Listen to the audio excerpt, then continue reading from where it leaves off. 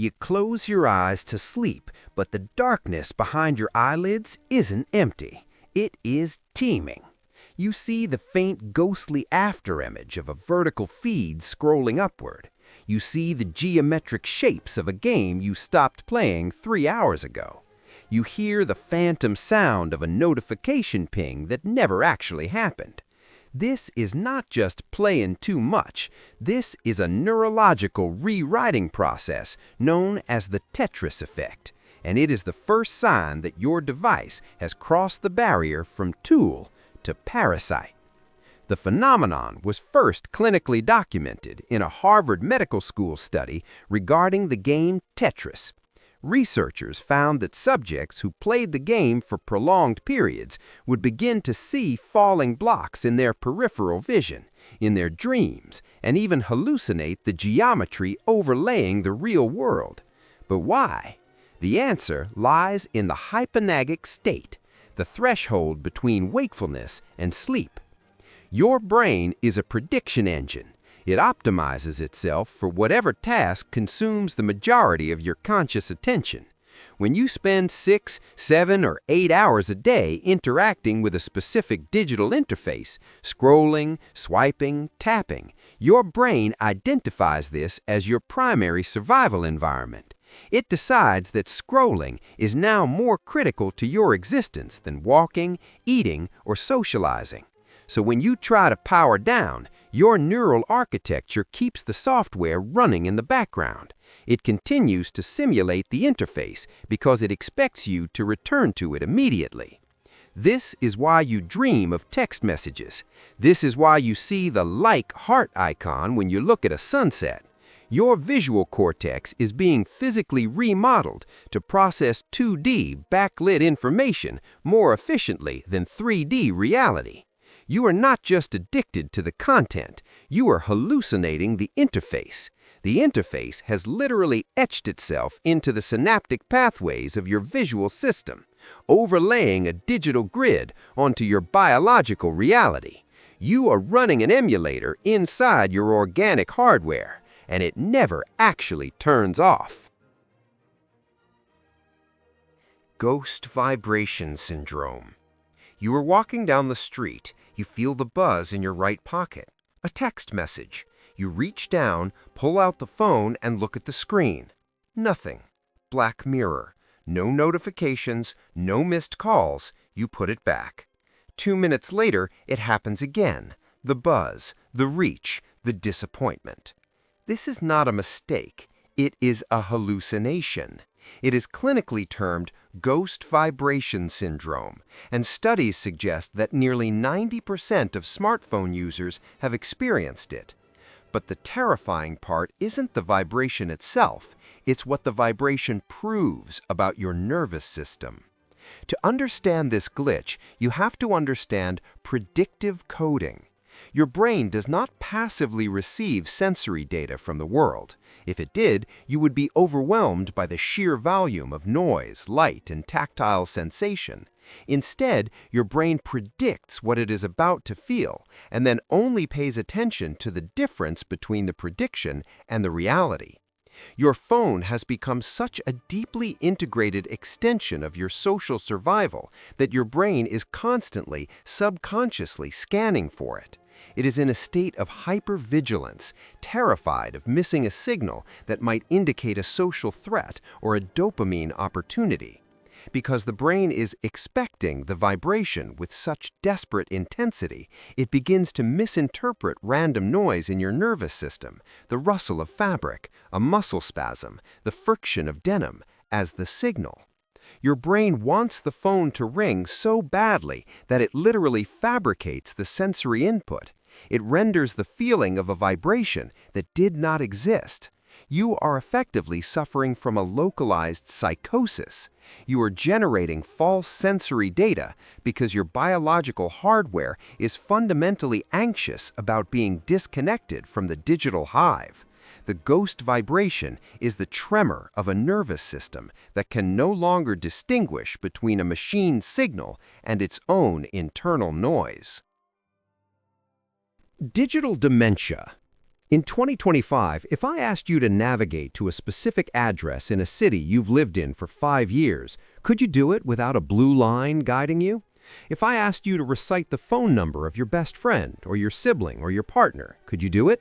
For the vast majority of the population, the answer is a terrifying no.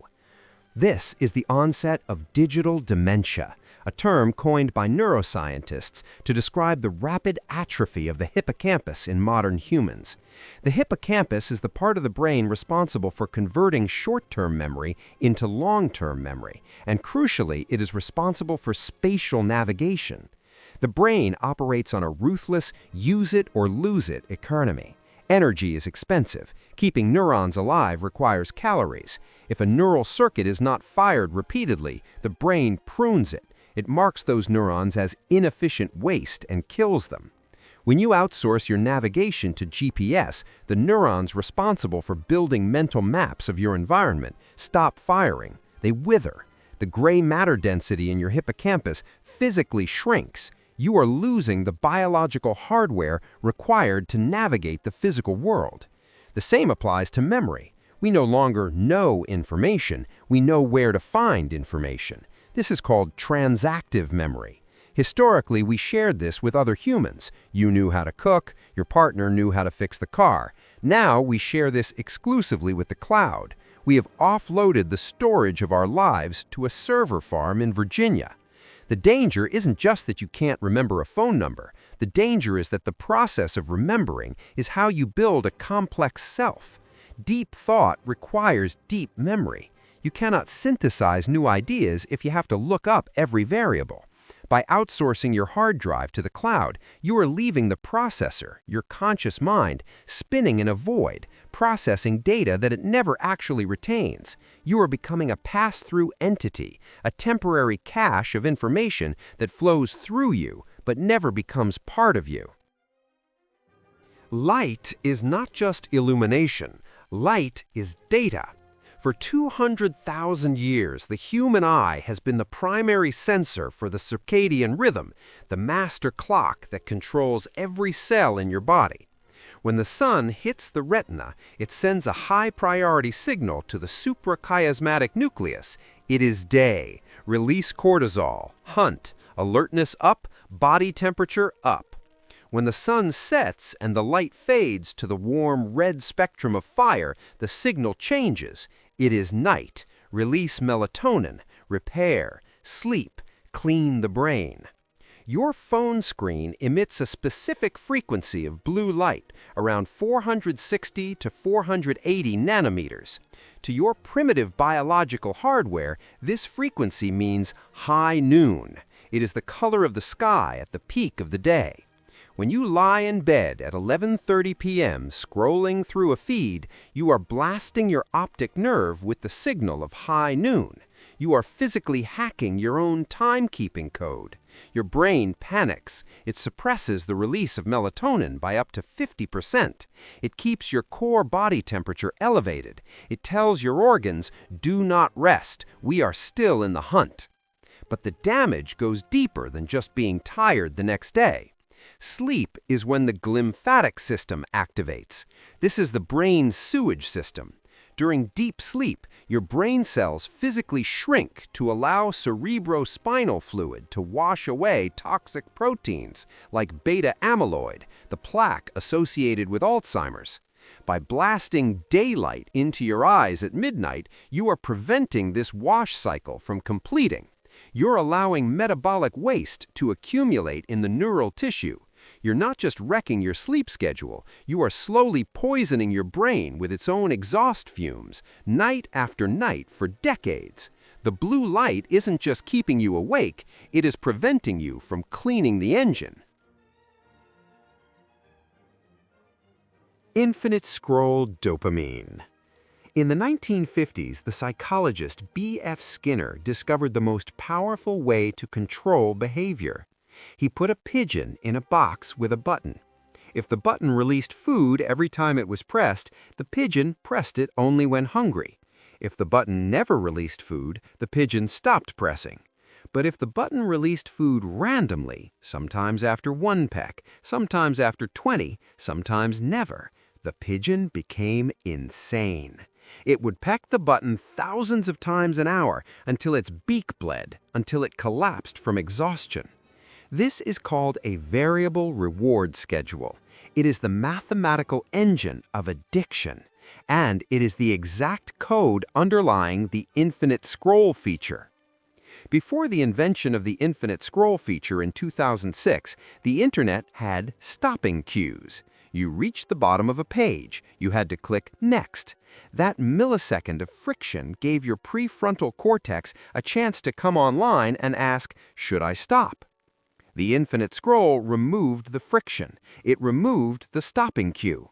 But more importantly, it weaponized the variable reward schedule. You don't know what the next post will be. It might be a boring ad. It might be a photo of someone's lunch. Or it might be the jackpot, a funny video, a rage bait headline, a validation notification. You are the pigeon in the Skinner box, pecking at the glass, hoping that the next swipe delivers the pellet. The scroll is designed to bypass your satiation signal. In nature, you eat until you are full. In the scroll, you never get full, because the reward is just information, and the anticipation of the next piece of information releases more dopamine than the information itself. You're stuck in a seeking loop, chasing a horizon that the software engineers have deliberately programmed to run away from you forever. You are not scrolling to find something. You are scrolling to numb the anxiety of not scrolling. Phantom limb phone. Amputees often report the sensation of a phantom limb. They can feel their missing arm. They can feel an itch on a finger that is no longer there. This happens because the brain's map of the body, the somatosensory cortex, still contains the neural real estate for that limb. Neurologists are now observing a similar phenomenon with smartphones. We have begun to integrate the device into our body schema. This is a known biological capability. It's why a blind person perceives the tip of their cane as the end of their sensory world, not the handle in their hand. The tool becomes part of the self. Your phone is no longer a tool. It is an external hard drive for your mind, a GPS for your movement, and a transceiver for your voice. Your brain has mapped it as a biological appendage. It is a prosthetic organ. When you leave your phone in another room or when the battery dies, you don't just feel inconvenienced. You feel a spike of cortisol consistent with physical trauma. You feel naked. You feel unsafe. This is nomophobia, no mobile phone phobia. Your brain interprets the absence of the phone as the amputation of a limb. You have lost your connection to the hive mind, your ability to recall facts, memory, and your ability to navigate, hippocampus. You are suddenly a diminished organism. The anxiety you feel is the frantic check engine light of a cyborg that has lost its primary interface. We have merged with the machine so thoroughly that to be separated from it feels like a violation of our physical integrity.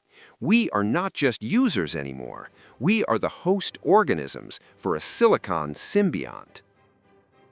The human brain is built for narrative. For thousands of years, we sat around fires and listened to stories that had a beginning, a middle, and an end, a setup, a conflict, and a resolution.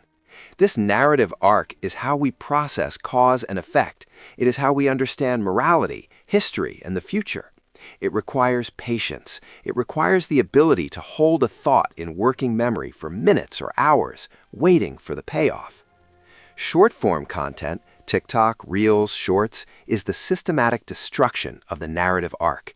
It is the industrialization of the punchline without the joke. A short-form video gives you the payoff instantly, the visual hook, the sudden movement, the loud music. There is no build-up, there is no context, there is only the climax. When you consume this content for hours a day, you are retraining your brain to reject friction. You are destroying your attentional stamina. This is why modern movies feel too slow. This is why you can't read a book without checking your notifications. Your brain has been rewired to expect a dopamine spike every 15 seconds. If a piece of information requires 30 seconds of focus to understand, your brain treats it as boring and attempts to scroll away. We are losing the ability to think in chapters. We are losing the ability to think in paragraphs. We are beginning to think only in sentences, in fragments, in 6-second loops. This decay of the attention span destroys nuance. It destroys complexity. It turns the human mind into a binary switch that can only process amusing or not amusing.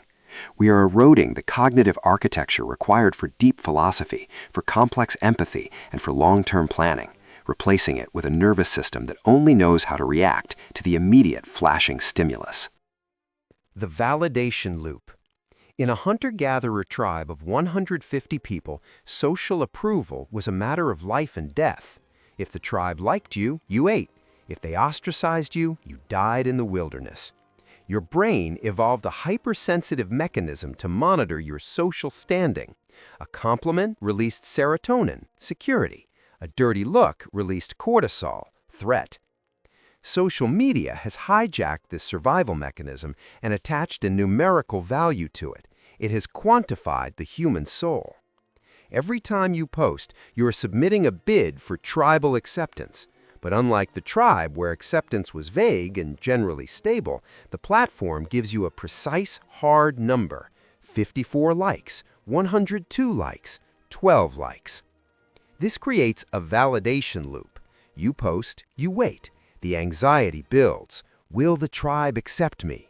The notification comes in, a red badge, a number. Dopamine floods the system. You feel safe. You feel seen. But the feeling fades in minutes. The number is static now. You need a new number. You need a higher number. Your self-worth becomes tethered to an algorithm that you do not control. You begin to curate your life not for your own enjoyment, but for the renderability of the moment. Will this look good on the feed? You stop experiencing reality and start scanning reality for content that will yield high validation metrics.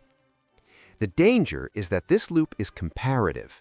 You are constantly seeing the highlight reel of millions of other humans, their best angles, their peak moments, their edited joys. Your brain, stuck in its Paleolithic setting, compares your internal, messy, unedited reality to their external, curated perfection. You feel a relative deprivation. You feel lower in the hierarchy. The validation loop doesn't just make you addicted to likes, it makes you chronically insecure, constantly checking the digital mirror to see if you still exist. You believe the internet is a window to the world.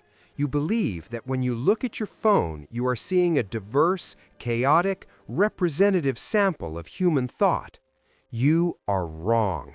You are looking into a reality tunnel constructed specifically for you.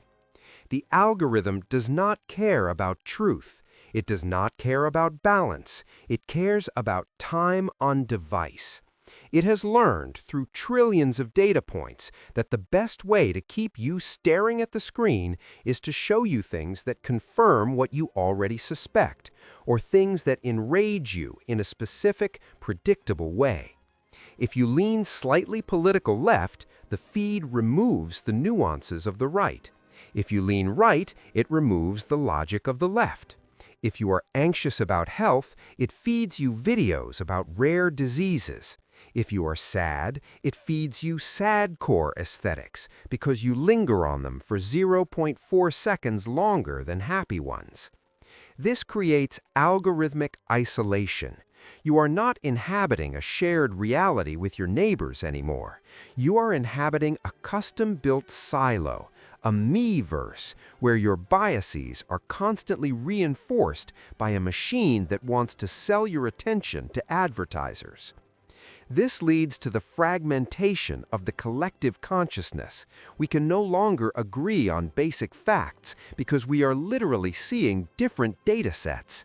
We are drifting into solipsism, the philosophical idea that only your own mind is sure to exist.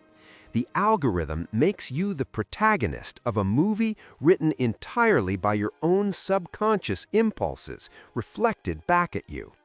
You are becoming isolated not just from other people, but from the friction of opposing ideas, which is the only thing that helps a mind grow. The screen wall. Watch a group of people in an elevator, or in a waiting room, or walking past a stranger on a narrow sidewalk. What do? They pull out the phone. They engage the screen wall. The phone has become the ultimate shield against social awkwardness. It is a defense mechanism against the unpredictability of human interaction. In the past, those moments of boredom or mild social friction forced us to engage, to nod, to say hello, to observe the world, to learn how to exist in a shared space without a specific task. By constantly retreating behind the screen wall, we are atrophying our social resilience.